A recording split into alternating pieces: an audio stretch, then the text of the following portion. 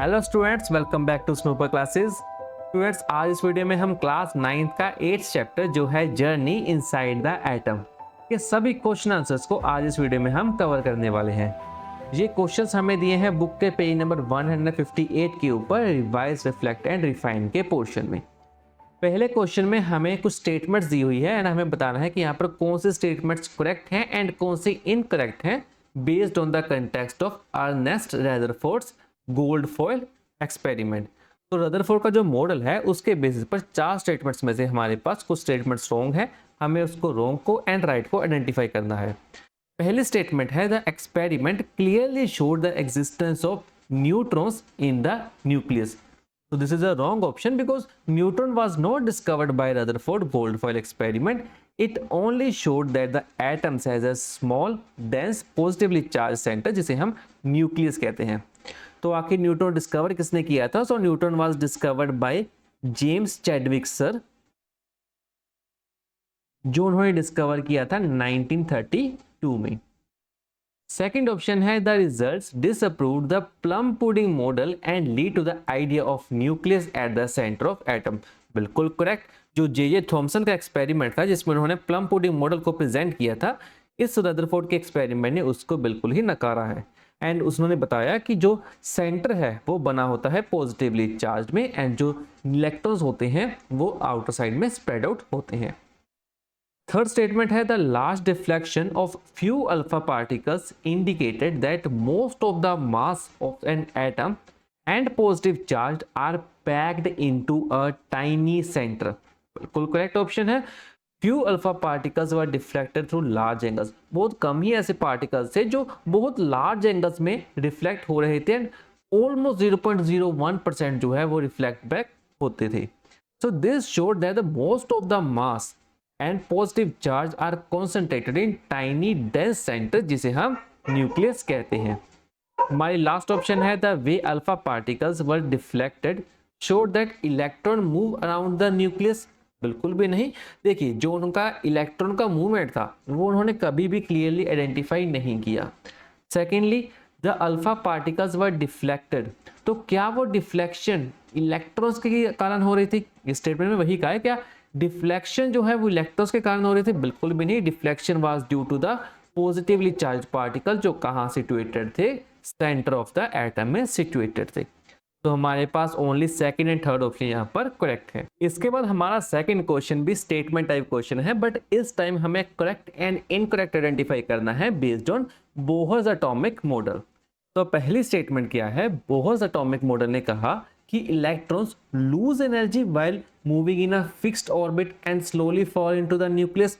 बिल्कुल भी नहीं। This is the wrong because Bohr साहब ने कहा कि जो इलेक्ट्रॉन्स है वो मूव करते हैं एक फिक्स्ड ऑर्बिट में जिसे उन्होंने एनर्जी लेवल्स का नाम दिया एंड ना तो वो एनर्जी को लूज करते हैं ना वो गेन करते हैं। सो हमारा first option is the wrong option. Second option है electrons can exist anywhere around the nucleus with no fixed energy. Again it is a wrong statement because उन्होंने क्या कहा कि उनके पास फिक्स्ड एनर्जी होती है एंड इलेक्ट्रॉन सिर्फ अपनी फिक्स्ड एनर्जी फिक्स्ड शेल्स में ही एग्जिस्ट कर सकते हैं। थर्ड ऑप्शन है electrons revolve around the nucleus in orbits of fixed energy without losing energy. बिल्कुल ठीक। उन्होंने बताया कि फिक्स्ड एनर्जी लेवल है एंड इलेक्ट्रॉन सिर्फ वहीं पर पाए जाते हैं जहां पर ना तो वो एनर्जी को लूज करते हैं ना वो गेन करते हैं एंड यही रीजन है कि वो इलेक्ट्रॉन्स क्या है स्टेबल रहते हैं।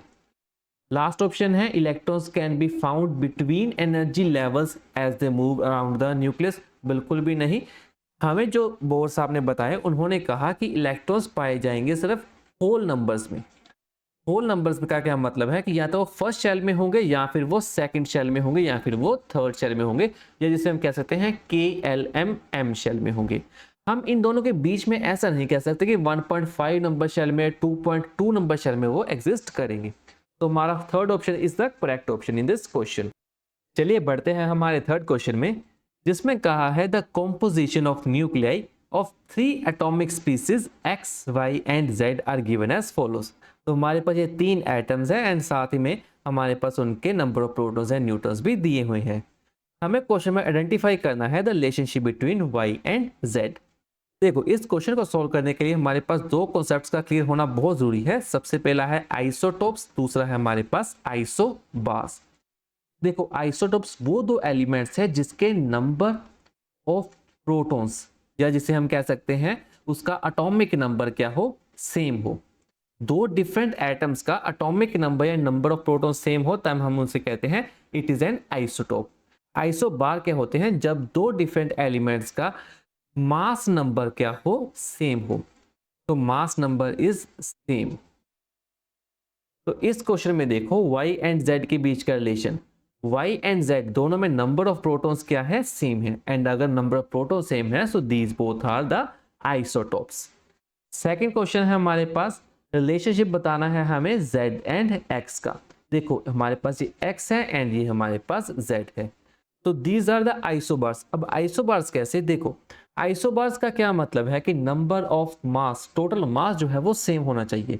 इसका मास अभी क्या निकल के आने वाला है, इसका मास निकल के आएगा 18 प्लस 19 जो आता है 37। चलिए z का भी मास निकाल लेते हैं, 17 plus 20 that comes out to be 37। तो ध्यान से देखने पर हमारा x एटम का एंड हमारा z एटम का दोनों का मास सेम है, so these both are the isobars. चलिए अब बढ़ते हैं हमारे फोर्थ क्वेश्चन में, जिसमें हमसे पूछा है what conclusion did Rutherford draw about the position and characteristics of the atom's positively charge part based on the few alpha particles that bounce back और were deflected at large angles in the gold foil experiment. तो basically क्या observation थी उनकी, तो उन्होंने देखा कि most alpha particles जो है वो सीधे डायरेक्शन में ट्रेवल कर रहे हैं थ्रू आउट द फॉयल। कुछ अल्फा पार्टिकल्स ऐसे थे जो हायर एंगल से डिफ्लेक्ट बैक हुए। हायर एंगल्स का क्या मतलब है, अराउंड 90 डिग्री से लेकर 180 डिग्री तक उनमें डिफ्लेक्शन देखने को मिला। एंड बहुत ही फ्यू ऐसे पार्टिकल्स थे जो बाउंस बैक हुए, यानी कि 360 डिग्री का उनमें टर्न देखने को मिला। फॉर एग्जाम्पल यहाँ से अल्फा पार्टिकल्स जो है वो गोल्ड फॉयल के ऊपर स्ट्राइक हुए एंड उसी डायरेक्शन में जो है वो बैक उसी सोर्स में चले गए। तो ऐसे बहुत ही कम अल्फा पार्टिकल्स थे। तो इन्हीं ऑब्जर्वेशंस के बेसिस पर उन्होंने क्या कंक्लूजन ड्राइव किए, तो पहला उन्होंने बताया कि पोजीशन ऑफ पॉजिटिवली चार्ज क्या है, is not spread through out the atom, instead it is concentrated, यानी एक जगह पर वो कॉन्सेंट्रेटेड है एट अ स्मॉल रीजन, जो कहाँ लोकेटेड है, eight the centre of atom, जिसे उन्होंने न्यूक्लियस का नाम दिया। फिर न्यूक्लियस के बारे में उन्होंने बताया कि जो साइज है न्यूक्लियस का वो बहुत ही ज्यादा स्मॉल है, it's extremely small compare to the size of the atom. Third उन्होंने मास के बारे में बताया, उन्होंने कहा कि almost all the mass of atom is concentrated in the nucleus. The large deflection and backward scattering of alpha particles indicated that they encountered a very dense and massive region, जो क्या था, सेंटर ऑफ द एटम था, जिसे हम nucleus कहते हैं। अभी इस न्यूक्लियस का क्या नेचर है, तो न्यूक्लियस का नेचर है कि वो पॉजिटिवली चार्ज है, which causes repulsion and deflection of positively charge alpha particles, जिस कारण से जो है वो डिफ्लेक्शन हमें देखने को मिला। तो सबसे पहली बात कि पोजीशन जो है वो न्यूक्लियस के अंदर है, न्यूक्लियस बहुत ही छोटा है, मास जो है वो न्यूक्लियस में कॉन्सेंट्रेटेड है एंड न्यूक्लियस जो है वो पॉजिटिवली चार्ज से भरा हुआ है। ये ओवरऑल इसका कंक्लूजन था। चलिए बढ़ते हैं टू द फिफ्थ क्वेश्चन, जिसमें हमसे कहा है explain and arrange the following statements in correct chronological order to show how atomic models have evolved over the time. Chronological order का क्या मतलब है, हमें सीक्वेंस में अरेंज करना है कि किस साइंटिस्ट ने अपना मॉडल पहले दिया और उसके बाद किन्होंने अपना मॉडल्स प्रेजेंट किया। तो सबसे पहले हमारे पास आते हैं डाल्टन सर, जिन्होंने 1803 में एटम्स को डिफाइन किया कि वो इनडिविजिबल एंड इनडिस्ट्रक्टिबल पार्टिकल्स हैं। उसके बाद थॉमसन सर ने अपना पहला मॉडल यहाँ पर प्रेजेंट किया, जिसमें उन्होंने प्लम पुडिंग मॉडल के थ्रू हमारे एटम को एक्सप्लेन करने की कोशिश की, जिनमें उन्होंने कहा कि इलेक्ट्रॉन जो है वो एम्बेडेड है in the sphere of positively charge particles.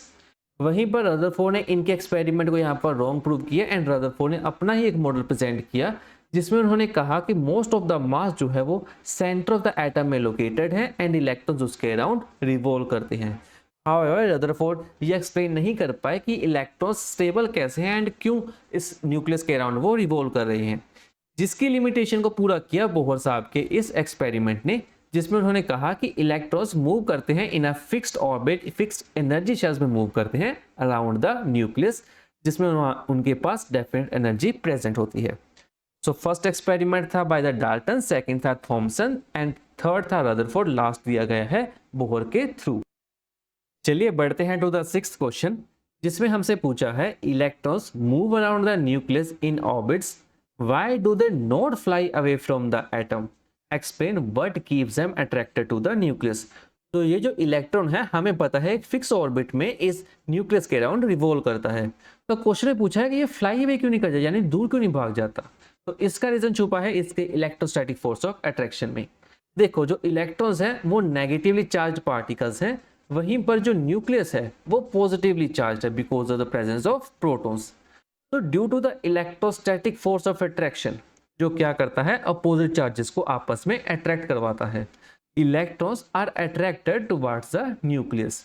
तो यही फोर्स जो है कीप करती है एक इलेक्ट्रॉन को न्यूक्लियस के अराउंड रिवॉल्व करने में। Thus, electrons do not fly away because the electrostatic force of attraction between the positively charged nucleus and the negatively charged electrons hold them in their orbits. इसके बाद हमारा seventh question assertion result based है, जिसमें assertion है the discovery of subatomic particles helped in understanding the atomic structure। बिल्कुल सही। अगर हमारे पास सबएटॉमिक पार्टिकल्स की नॉलेज ना होती कि न्यूट्रॉन्स क्या है, इलेक्ट्रॉन्स क्या है, प्रोटॉन्स क्या है, तो हम कभी भी एटॉमिक स्ट्रक्चर नहीं बना सकते थे। तो हमारा असर्शन यहाँ पर बिल्कुल करेक्ट है। रीजन क्या है, the number of electrons is equal to the number of protons in atom. हाँ बात तो ये सही है कि अगर कोई आइटम स्टेबल है तो उसके number of electrons and protons यहाँ पर क्या होंगे, सेम होंगे। असर्शन भी ठीक है, रीजन भी ठीक है, बट ध्यान से देखो क्या असर्शन का रीजन के साथ कोई लिंकेज है, बिल्कुल भी नहीं। सो इसलिए हम कहेंगे however it does not explain how subatomic particles helped in the understanding of structure.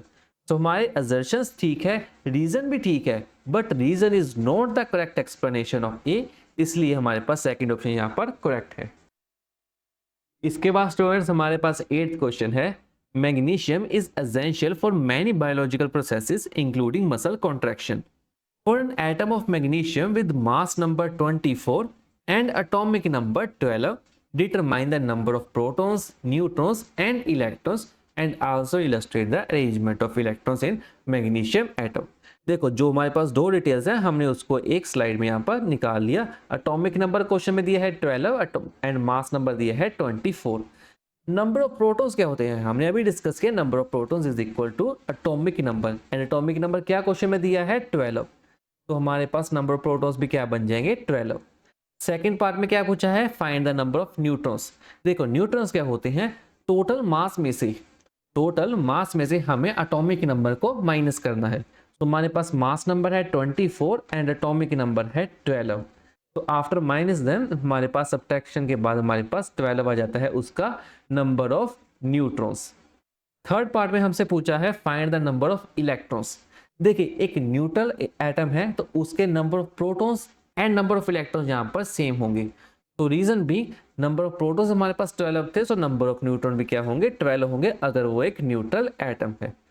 तो चलिए अब इसकी इलेक्ट्रॉनिक कॉन्फ़िगरेशन को बना लेते हैं। इलेक्ट्रिक कॉन्फ़िगरेशन में हमारे पास टोटल नंबर ऑफ इलेक्ट्रॉन्स क्या है 12 है।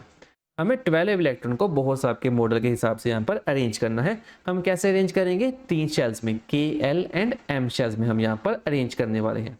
फर्स्ट शेल की मैक्सिमम कैपेसिटी कितनी है 2, हमारे पास कितने बच गए 10 इलेक्ट्रॉन्स। नेक्स्ट शेल की मैक्सिमम कैपेसिटी 8, 10 इलेक्ट्रॉन्स हमारे यहाँ पर कंप्लीट हो गए, हमें 12 कंप्लीट करने थे, यानी कि हमारे लास्ट शेल में 2 इलेक्ट्रॉन्स यहाँ पर आने वाले हैं। तो चलिए हम इस तरह से जो है एक एटम का स्ट्रक्चर फॉर्म कर लेंगे जहाँ पर हमारे पास सेंटर में 12 प्रोटॉन्स एंड 12 न्यूट्रॉन्स होंगे। हमारे फर्स्ट शेल में जो है 2 इलेक्ट्रॉन्स बनेंगे, नेक्स्ट शेल में हमारे पास 8 इलेक्ट्रॉन्स, एंड जो आउटर मोस्ट शेल है जो M शेल है उसमें हम लास्ट के 2 इलेक्ट्रॉन्स को यहाँ पर फिल कर देंगे। ये है atomic configuration for the magnesium atom. आगे हमारे पास 9th क्वेश्चन में 4 एटॉमिक स्ट्रक्चर्स दिए हैं एंड हम इन स्ट्रक्चर्स के बेस पर जितनी मैक्सिमम इंफॉर्मेशन निकाल सकते हैं वो हमें यहाँ पर रिप्रेजेंट करनी है। फॉर एग्जांपल फर्स्ट केस में अगर हम ध्यान से देखें तो इस एटॉमिक स्ट्रक्चर में नंबर ऑफ इलेक्ट्रॉन जो है वो 3 है, तो हम कह सकते हैं number of electrons is equal to 3। Valence electrons क्या होते हैं, जो उसके आउटर मोस्ट शेल में प्रेजेंट नंबर ऑफ इलेक्ट्रॉन्स है, जो इस केस में क्या है 1। वैलेंसी क्या होती है किसी भी एलिमेंट की, valency is the combining capacity, यानी कितने इलेक्ट्रॉन या तो वो लूज कर दे या वो गेन कर दे सो दैट वो अपने ऑक्टेट या डुप्लेट को क्लियर कर सके। तो इस केस में नंबर ऑफ इलेक्ट्रॉन्स जो वो लूज करेगा that is the 1 electron. Protons क्या होंगे, जितने नंबर ऑफ इलेक्ट्रॉन्स उतने नंबर ऑफ प्रोटॉन्स, एंड जितने नंबर ऑफ प्रोटॉन्स उतने ही number of atomic number. So atomic number 3 है, एटॉमिक नंबर 3 किस एलिमेंट का है? So that element is lithium element, जिसे हम Li के थ्रू रिप्रेजेंट करते हैं। सो ये 7 इंफॉर्मेशन हम जस्ट स्ट्रक्चर्स के थ्रू देख के ही निकाल सकते हैं। आगे हमारे पास नेक्स्ट स्ट्रक्चर है जिसमें हमारे पास नंबर ऑफ इलेक्ट्रॉन्स जो है वो 7 है। तो 7 is the number of electrons. Valence electrons फिर से क्या होंगे? आउटर मोस्ट शेल में देखिए काउंट करते हैं 1 2 3 4 एंड द 5, यानी 5 इलेक्ट्रॉन जो है वो आउटर मोस्ट शेल में प्रेजेंट है। वैलेंसी क्या होगी? वैलेंसी क्या मैं अभी आपको बताई इज द कंबाइनिंग कैपेसिटी। तो 5 उसके पास ऑलरेडी है, उसे चाहिए 8, या तो वो 5 लूज करेगा या वो 3 गेन करेगा। सो it will prefer the easier option जो है 3 को गेन करना। So it's valency is 3। कभी भी कंफ्यूज मत होना वैलेंसी एंड वैलेंस इलेक्ट्रॉन्स के नंबर में, ये दोनों डिफरेंट हो सकते हैं। आगे प्रोटॉन्स फिर से क्या होंगे? इलेक्ट्रॉन्स के बराबर। एटॉमिक नंबर क्या होगा? प्रोटॉन्स के बराबर। 7 एटॉमिक नंबर किस एलिमेंट का है? That is the nitrogen element, जिसे हम n के थ्रू रिप्रेजेंट करते हैं। हमारे पास नेक्स्ट स्ट्रक्चर है जिसके अगर हम इलेक्ट्रॉन्स काउंट करें तो वो आएंगे 13 इलेक्ट्रॉन्स। तो नंबर ऑफ इलेक्ट्रॉन्स अगर आप काउंट करना चाहें तो कर सकते हैं, it is a 13 electrons. Valence electron क्या है? आउटर मोस्ट शेल में 1 इलेक्ट्रॉन, 2 इलेक्ट्रॉन एंड 3 इलेक्ट्रॉन। तो valence electron is equal to 3। Valency क्या होगी इस केस में? 3 होगी, बिकॉज 3 से हमें 8 की तरफ जाना है। या तो वो क्या करेगा? 5 को गेन करेगा या वो अपने 3 को लूज कर देगा। So it will prefer the easier option जो है 3 को लूज करना। आगे है number of protons is equal to number of electrons and atomic number is equal to number of protons present. तो 13 एटॉमिक नंबर किस एलिमेंट का है? It is the aluminium element, जिसे हम ए एंड स्मॉल एल के through represent करते हैं। Last structure है हमारे पास जिसमें हमारे पास 9 इलेक्ट्रॉन्स प्रेजेंट है। 9 इलेक्ट्रॉन्स का मतलब है कि इसका नंबर ऑफ इलेक्ट्रॉन्स 9 निकल के आने वाली हैं। वैलेंस इलेक्ट्रॉन्स की अगर हम बात करें तो आउटर मोस्ट शेल में जो है वो 7 इलेक्ट्रॉन्स हैं। तो वो क्या करेगा? 7 इलेक्ट्रॉन्स उसके पास ऑलरेडी प्रेजेंट है, उसे चाहिए 8 इलेक्ट्रॉन्स। तो वो एक इलेक्ट्रॉन को यहाँ पर गेन करने वाला है, so that it would complete its octet. तो its valency it comes out to be 1। Protons क्या होंगे? जितने नंबर ऑफ इलेक्ट्रॉन्स हैं। एटॉमिक नंबर क्या होंगे? जितने नंबर ऑफ प्रोटॉन्स हैं। 9 एटॉमिक नंबर किस एलिमेंट का है? It is the fluorine element, जिसे हम कैपिटल F के थ्रू रिप्रेजेंट करते हैं। इसके बाद हमारे पास 10th क्वेश्चन है, both Rutherford and Bohr's model have electrons orbiting the nucleus.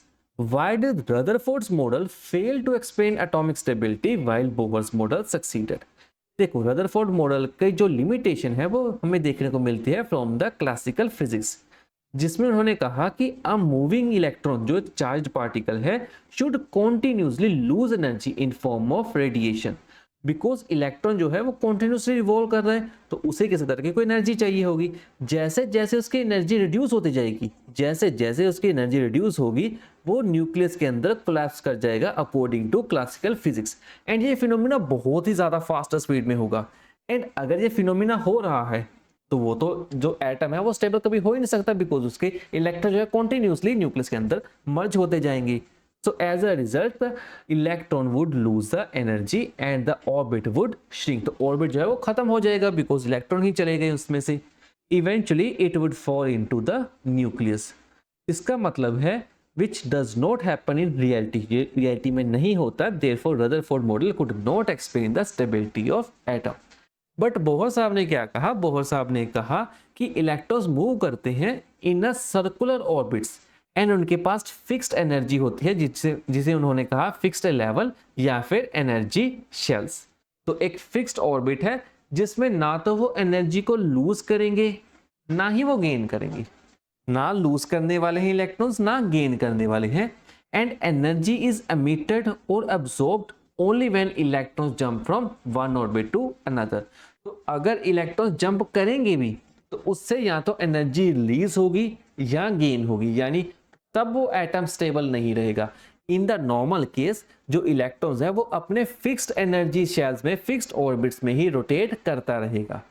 Therefore it can be concluded that electrons remain stable in their orbits, the atom do not collapse. Therefore Bohr's model successfully explains the stability of atoms. इसके बाद हमारा 11th question बहुत ही basic question है, जिसमें कहा है an atom X जिसका मास है 70, जो वैल्यू ऊपर दी होती है that is the mass number of that atom. अगर यही वैल्यू नीचे दी होती तब हम उसे क्या कहते? हम उसे कहते हैं it is the atomic number of that atom. इस केस में 70 क्या दिया है, उसका मास नंबर दिया है। नंबर ऑफ इलेक्ट्रॉन्स भी दिए हैं, जो दिए हैं 31। एंड हमसे पूछा है how many neutrons are there in the nucleus. तो क्वेश्चन में मास है हमारे पास, इलेक्ट्रॉन्स भी हमारे पास, प्रोटॉन हम फाइंड कर सकते हैं बहुत इजी, जितने नंबर ऑफ इलेक्ट्रॉन्स उतने number of protons, that comes out to be 31। अभी न्यूट्रॉन्स फाइंड करना है। न्यूट्रॉन्स के लिए क्या करेंगे, देखो ये सेंटर पार्ट है न्यूक्लियस, न्यूक्लियस का ही टोटल मास होता है।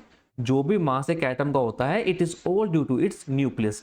न्यूक्लियस में क्या प्रेजेंट है, हमारे पास न्यूट्रॉन्स प्रेजेंट है एंड प्रोटॉन्स प्रेजेंट है।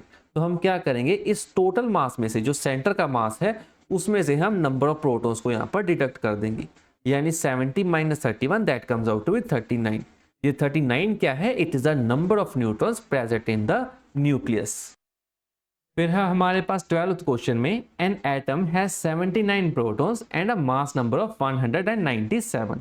कैलकुलेट करना है हमें नंबर ऑफ न्यूट्रॉन्स। बिल्कुल वही करेंगे, फिर से हम टोटल मास में से हम नंबर ऑफ प्रोटॉन्स को डिडक्ट कर देंगे। 197 minus 79 that comes out to be 118। ये क्या है, number of neutrons in that atom. Next है find the number of electrons. फिर से वही, इलेक्ट्रॉन्स क्या होंगे, इलेक्ट्रॉन्स का नंबर प्रोटॉन्स के नंबर के बराबर होगा। अगर 79 जो है प्रोटॉन्स प्रेजेंट है, सो नंबर ऑफ इलेक्ट्रॉन्स भी क्या होंगे, 79 होंगे। यही कारण है कि वो जो एटम है वो न्यूट्रल बन पाएगा। तो हमारे पास दोनों आंसर यहाँ पर आ चुके हैं। 118 is the neutrons and 79 is the electron of that atom.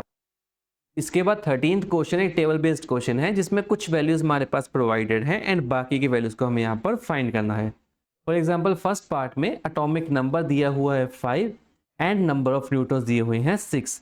हमें फाइंड करना है इसका mass number. So what is the mass number, the sum of atomic number and number of neutrons, यानी 5 plus 6 that is the 11। Number of protons कितने होंगे, जितना उसका atomic number होगा, दैट इज द 5। अभी जितने नंबर ऑफ प्रोटॉन्स होंगे उतने ही नंबर ऑफ इलेक्ट्रॉन्स होंगे, एंड ये जो number of protons and electrons हैं ये है ऑफ बोरोन। सेकंड पार्ट में हमारे पास एटॉमिक नंबर दिया गया है, मास नंबर दिया गया है, एंड हमें नंबर ऑफ न्यूट्रॉन्स को यहाँ पर फाइंड करना है। अगर इस केस में हम प्लस कर रहे थे तो इस केस में हम माइनस करेंगे, यानी कि 14 minus 7 that is the 7। So 7 is the number of neutrons. Protons की अगर हम बात करें तो जितना उसका एटॉमिक नंबर है उतने ही नंबर ऑफ प्रोटॉन्स होंगे, एंड जितना हमारे पास प्रोटॉन्स है उतने ही नंबर ऑफ इलेक्ट्रॉन्स हमारे पास आ जाएंगे। तो 7 is the atomic number of nitrogen. आगे हमारे पास मास दिया हुआ है 24 एंड नंबर ऑफ प्रोटॉन्स दिए हुए हैं 12। तो हम इससे प्रोटॉन से ही हम नंबर ऑफ इलेक्ट्रॉन्स फाइंड कर सकते हैं, इसी से हम एटॉमिक नंबर भी रिड्यूस कर सकते हैं। सो हमारे पास दो वैल्यूज आ गई। अभी हमें क्या फाइंड करना है, नंबर ऑफ न्यूट्रॉन्स। न्यूट्रॉन्स के लिए क्या फॉर्मूला है, टोटल मास में से यानी कि 24 में से हमें 12 को डिडक्ट करना है, यानी कि 12 is the number of neutrons. तो अभी 12 एटॉमिक नंबर किस एलिमेंट का है, दैट इज ऑफ मैग्नीशियम। अगले पार्ट में 15 is the atomic number, 16 is the number of neutrons. After adding them it comes out with 31। Protons क्या होंगे, एटॉमिक नंबर के बराबर, न्यूट्रॉन्स इलेक्ट्रॉन्स क्या होंगे, प्रोटॉन्स के बराबर। एंड ये दोनों ही किसके रिप्रेजेंटेशन है, it is a representation of phosphorus element. Last है हमारे पास एक एलिमेंट है जिसका mass number is 1 and number of neutron is 0। तो इसका एटॉमिक नंबर क्या होगा, 1 माइनस 0 दैट इज द 1। तो जितना नंबर ऑफ इलेक्ट्रॉन्स हमारे पास उतने ही नंबर ऑफ प्रोटॉन्स, दोनों क्या आ जाएंगे, 1 1 आ जाएंगे। और कौन सा एलिमेंट है जिसका एटॉमिक नंबर 1 है, it is the first element of the periodic table, यानी कि हाइड्रोजन। तो स्टूडेंट्स ये था टेबल बेस्ड क्वेश्चन। इसके बाद 14th क्वेश्चन है, Aman was discussing the structure of atom with his classmates. During the discussion, he learned that element X has mass number 35 and contains 18 neutrons. Based on this information, answer the following question. तो पहले हमें बताना है how many electrons and protons are present in the element X. देखिए हमारे पास total mass दिया गया है 35, हमारे पास न्यूट्रॉन्स दिए गए हैं 18। तो क्या हम इजीली यहाँ पर प्रोटॉन्स का या फिर हम इलेक्ट्रॉन्स का नहीं नंबर फाइंड कर सकते? अरे बहुत इजीली करेंगे यार। 35 में से हमें जस्ट 18 को रिड्यूस करना है, यानी कि 17। 17 is the number of electrons and 17 is the number of protons. Second part है what is the atomic number. Atomic number क्या होगा, जितने भी नंबर ऑफ प्रोटॉन्स प्रेजेंट हो गए, यानी कि 17 इस केस में इसका एटॉमिक नंबर आ जाएगा। नेक्स्ट पार्ट में है आइडेंटिफाई द एलिमेंट एक्स। तो ऐसा एलिमेंट जिसका एटॉमिक नंबर 17 है उसे हम कहते हैं क्लोरीन, जिसे हम Cl के थ्रू रिप्रेजेंट करते हैं। Right it's electronic configuration. तो 17 को चलिए इलेक्ट्रॉनिक कॉन्फ़िगरेशन में हमें रिड्यूस करना है। तो हमारे पास 3 शेल्स यहाँ पर यूज़ होंगी। सबसे पहली शेल है K shell, L shell and M shell. पहली शेल की मैक्सिमम कैपेसिटी 2 इलेक्ट्रॉन्स की, नेक्स्ट की मैक्सिमम कैपेसिटी 8 इलेक्ट्रॉन्स की। 2 + 8 10, हमें चाहिए थे 17, सो 7 इलेक्ट्रॉन जो है लास्ट शेल में आ जाएंगे। तो this is the electronic configuration of that element. Next है how many valence electrons does it have. तो वैलेंस इलेक्ट्रॉन्स क्या आ जाएंगे, जितने नंबर ऑफ इलेक्ट्रॉन्स उसके लास्ट शेल में प्रेजेंट है, यानी कि 7 इलेक्ट्रॉन्स। आगे है what will be the mass number if 2 neutrons were added to its nucleus. तो अगर न्यूक्लियस में हम 2 न्यूट्रॉन्स को ऐड कर देते हैं तो इसका मास क्या बढ़ जाएगा या कम हो जाएगा। तो ऑब्वियसली बढ़ेगा, कुछ हम ऐड कर रहे हैं इस केस में। तो पहले इसका एटॉमिक मास क्या था, 35 था। हमने 2 न्यूट्रॉन्स और ऐड कर दिए, 2 न्यूट्रॉन्स ऐड करते ही हमारे पास टोटल मास निकल आएगा 37। लास्ट है what will be the relationship between x with the new atom. तो अभी इस न्यू एटम के साथ एक्स का क्या रिलेशन होगा। देखिए पहला जो हमारे पास ओरिजिनल एटम था एक्स, जिसमें नंबर ऑफ हमारे पास प्रोटॉन्स थे 17 एंड मास था 35। नेक्स्ट जो एक न्यू एलिमेंट बन जाएगा जिसे हम वाई ऐड कर लेते हैं, उसका मास तो जो चेंज कर जाएगा बिकॉज 37 हो जाएगा ड्यू टू न्यूट्रॉन्स, बट उसका नंबर ऑफ प्रोटॉन्स यानी कि उसका एटॉमिक नंबर सेम रहने वाला है, यानी कि 17। तो मैंने आपको मे बी फर्स्ट या सेकंड क्वेश्चन में बताया था कि अगर कोई भी 2 एलिमेंट्स हैं जिसके एटॉमिक मास सेम है तो उसे हम कहते हैं isotopes. So relationship of X with the new atom is that both of them are isotopes of each other. इसके बाद हमारे पास लास्ट क्वेश्चन है in an atom there are 12 protons and 12 neutrons in the nucleus. Now imagine that all electrons are replaced with some hypothetical particles that have same charge as of electron but are 500 times heavier. What effect will this replacement have on the atom's atomic number? देखो atomic number will remain unchanged. क्यों? Because atomic number क्या होते हैं, number of protons present. तो अगर number protons में कोई change नहीं आया तो उसका एटॉमिक नंबर 12 का 12 ही रहेगा। बात करें उसके एटॉमिक मास की, तो एटॉमिक मास विल इंक्रीज। मास क्यों इंक्रीज होगा, बिकॉज हम एक हैवियर चीज के साथ उसको रिप्लेस कर रहे हैं। तो हैवियर चीज के साथ रिप्लेस करेंगे तो उसका जो मास है वो मच हैवी है than the ordinary electrons. Therefore जो न्यू हमारे पास एटम बनेगा, जो न्यू एलिमेंट बनेगा, उसका मास बहुत ज़्यादा होगा पुराने वाले एलिमेंट के कंपैरेटिवली। थर्ड है हमारे पास mass number. Mass number will remain unchanged. ध्यान रखना है मास नंबर चेंज नहीं होगा, एटॉमिक मास चेंज हो जाएगा। एटॉमिक मास हम किस में रिप्रेजेंट करते हैं, AMU में। सो जो AMU वाला नंबर है ना वो इंक्रीज होगा, बट मास नंबर इंक्रीज नहीं होगा। क्यों? बिकॉज मास नंबर क्या होता है, it is a number of protons plus number of neutrons. तो प्रोटॉन्स 12 है, न्यूट्रॉन्स 12 है, क्वेश्चन में हमारे पास प्रोवाइडेड है, तो उसका मास नंबर 24 ही रहेगा। मास नंबर में हम इलेक्ट्रॉन्स को कंसीडर नहीं करते, ये बात आपको ध्यान रखनी है। So electrons do not contribute to the mass number. Last है ओवरऑल चार्ज। तो क्या चार्ज में कोई चेंज आएगा? नो। नेक्स्ट स्लाइड में है, हाँ चार्ज में कोई चेंज आएगा? नो। अभी भी जो एटम है वो न्यूट्रल स्टेट में रहेगा। रीजन बीइंग कि हमने जो रिप्लेसमेंट की है उसका चार्ज जो है वो सेम है, यानी कि positive and negative both have the same charges. तो टोटल या न्यूट्रल चार्ज जो है इस एटम में हमें देखने को मिलेगा। स्टूडेंट्स इसी के साथ हमारा ये 15 क्वेश्चंस का ये लेक्चर यहाँ पर कंप्लीट होता है। आई होप आपको सभी क्वेश्चंस अच्छे से समझ आए होंगे।